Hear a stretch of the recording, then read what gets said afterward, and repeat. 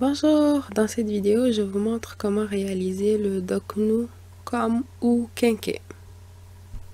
Mais avant tout, j'aimerais vous annoncer qu'il y a un nouveau atelier qui est sorti où je vous montre comment réaliser le Chito en seulement 5 minutes de cuisson. Je vous laisserai le lien du site dans la barre de description. Pour faire le Doknu, il vous faut de la pâte de maïs fermentée. Sur cette chaîne, j'ai fait 2 vidéos dans lesquelles je vous montre comment réaliser cette pâte. Je vous laisserai les 2 liens dans la barre de description. Il vous faut de l'eau et du sel. Tous les ingrédients ainsi que la quantité seront listés dans la barre de description. Dans un premier temps, je viens d'élayer ma pâte de maïs fermentée avec de l'eau et je rajoute un peu de sel au goût. Ici, j'ai utilisé 1 kg de pâte de maïs fermentée pour 1,5 litre d'eau. Vous pouvez utiliser 1 litre d'eau si vous aimez bien après cuisson que votre pâte soit plus ferme. Personnellement, j'aime quand c'est pas trop ferme, donc je préfère 1,5 litre. Et j'ai utilisé à peu près une demi-cuillerée à thé de sel. Dans cette vidéo, j'utilise la pâte de maïs fermentée avec la farine de maïs. Encore une fois, comme je l'ai dit au début, je vous mettrai tous les liens dans la barre de description. Allez jeter un coup d'œil après cette vidéo. Si vous n'êtes pas encore abonné à cette chaîne YouTube, prenez le temps de vous abonner et activer la cloche de notification pour ne rien rater des prochaines publications. Et abonnez-vous à Cook Délices sur Facebook, Instagram et TikTok si ce n'est pas encore fait. Encore une fois, tous les liens seront dans la description. Dans cette vidéo, j'aimerais vraiment prendre la peine de vous remercier d'être de plus en plus nombreux à vous abonner à la chaîne et de prendre aussi mes ateliers virtuels que je propose sur le site cookdelice.com. Et merci aussi de prendre les e-books, de m'encourager dans ce que je fais. Je vous remercie énormément. Ok, j'arrête de trop blablater et je vous laisse avec la recette. Une fois mon mélange bien homogène, je viens le mettre sur feu fort et je n'arrête pas de touiller jusqu'à temps d'obtenir une belle pâte bien homogène. Petit à petit, le mélange va s'épaissir et il y aura des petits grumeaux qui vont commencer à apparaître. C'est tout à fait normal. Comme vous pouvez voir à ce niveau-là, il y a pas mal de grumeaux dans ma pâte. Ce que je viens faire, c'est que je viens les casser à l'aide des bords de ma casserole. Regardez bien le mouvement que je suis en train de faire. Je ne sais pas trop comment vous l'expliquer d'une manière un peu plus claire. Je pense que les images parlent plus d'elles-mêmes. Pour ceux qui aimeraient savoir, ma spatule, elle vient directement du Togo, mais je pense que vous pouvez en trouver dans des magasins africains. Ou sinon, le dos d'une cuillère en bois peut tout à fait fonctionner. Il y en a qui ressemblent pas mal à ce que j'utilise en ce moment. Alors, puisque c'est le kom qu'on fait, on ne fait pas cuire la pâte à 100%. On la laisse légèrement crue. Puis ensuite, on les emballe dans des petits sachets et on le fait cuire à vapeur. Je vous montrerai comment, un peu plus tard, comment on les emballe. Comme là, ma pâte, elle n'est pas cuite à 100%, j'éteins le feu, je la retire du feu et on procède à l'emballage. Pour l'emballage, moi ici, j'utilise des sachets qui ressemblent énormément aux sachets qu'on utilise au pays.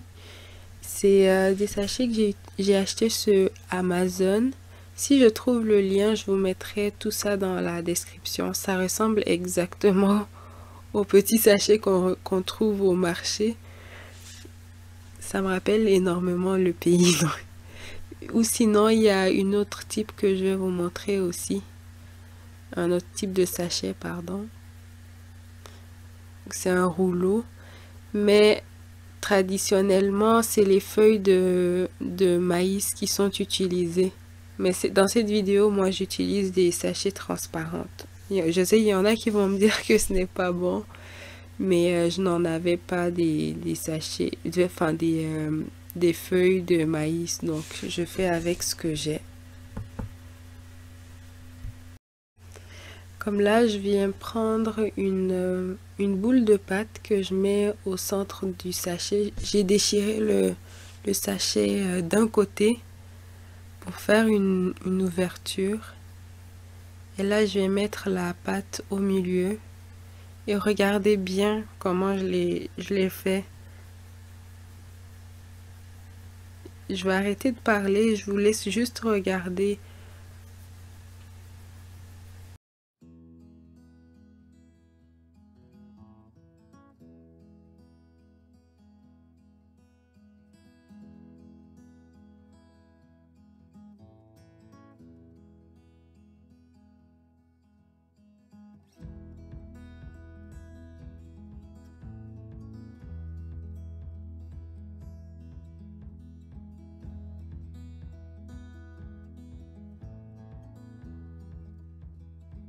Le but est d'emballer de sorte à ce qu'il n'y ait pas de fuite pendant la cuisson à vapeur de la pâte.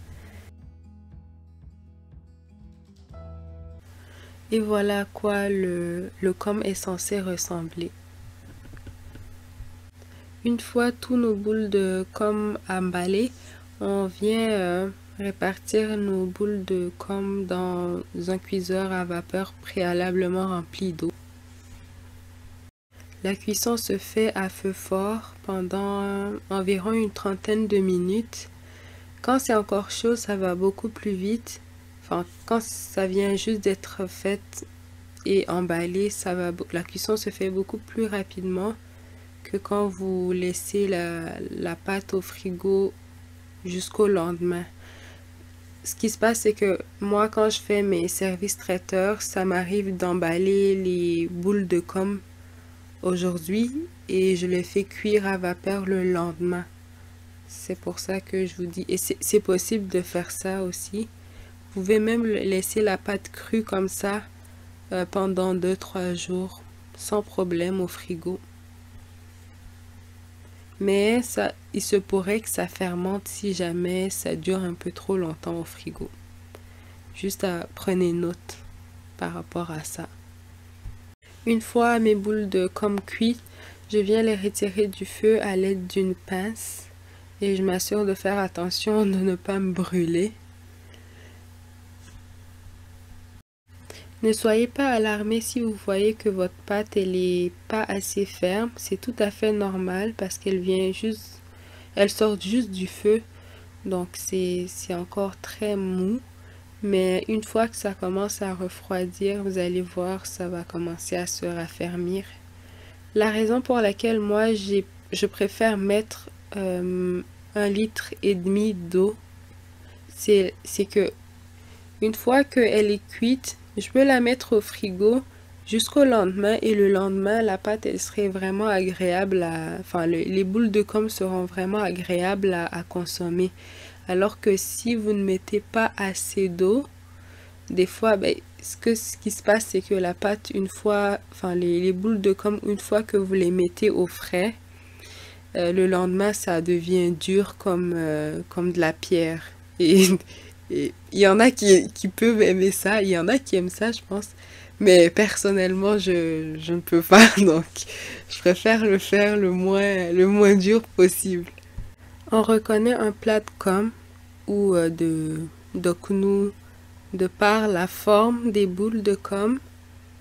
La sauce tomate, vous allez voir, dans une prochaine vidéo, je vais vous montrer comment réaliser la sauce.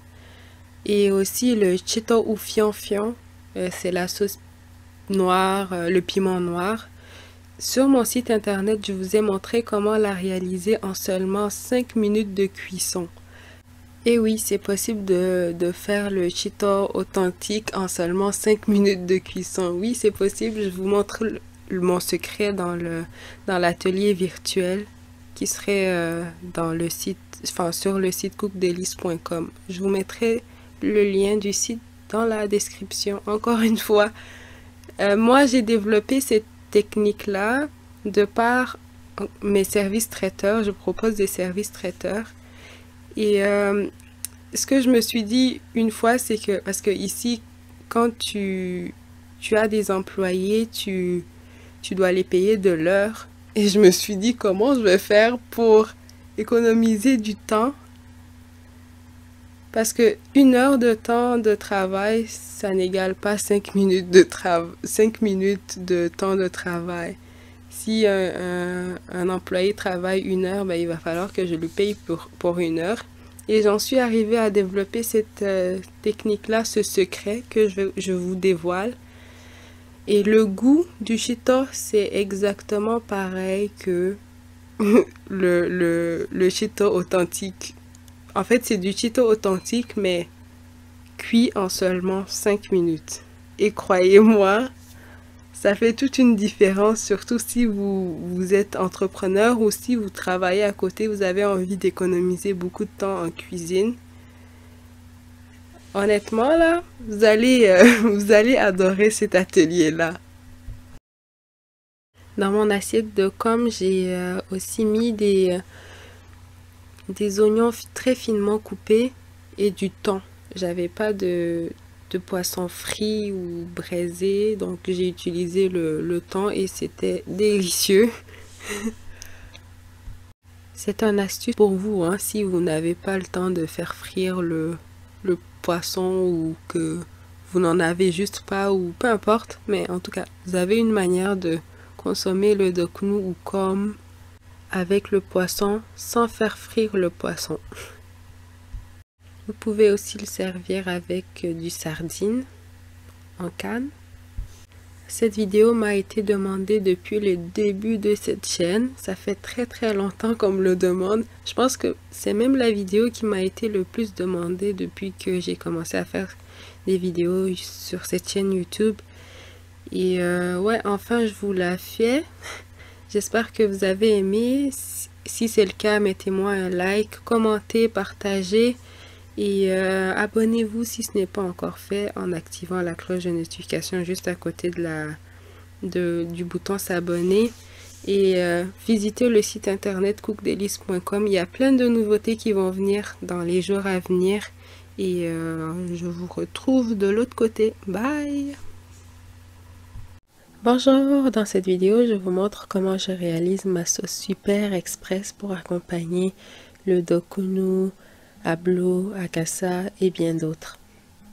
Mais avant, j'aimerais vous présenter un atelier que j'ai sorti dernièrement où je vous montre comment réaliser Cheeto fion ou le piment noir en seulement 5 minutes de cuisson.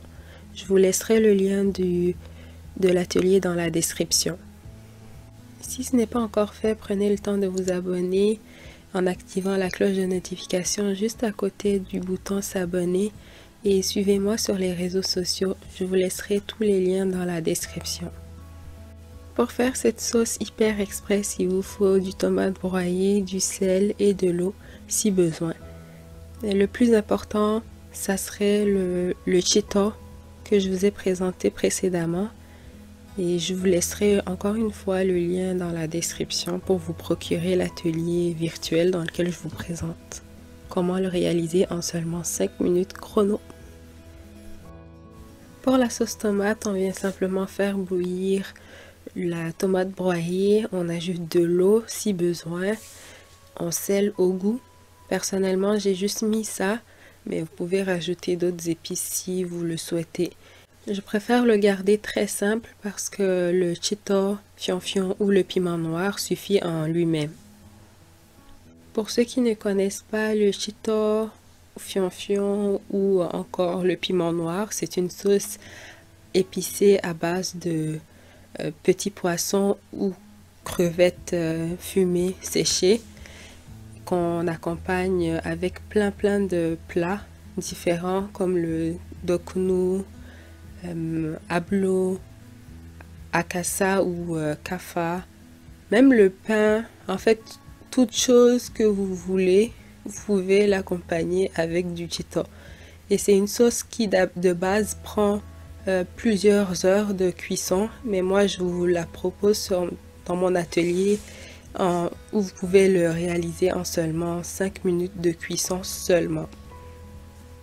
Je vous donne une petite astuce que ma grand-mère elle utilisait pour éliminer l'acidité de la tomate, c'est qu'elle utilisait du bicarbonate de soude. Elle laissait bouillir la tomate. Vous allez voir quand vous allez la mettre, ça va commencer à mousser.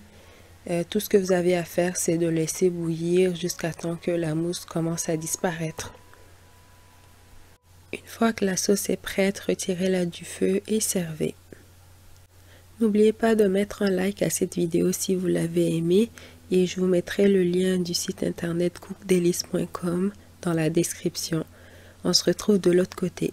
Bye!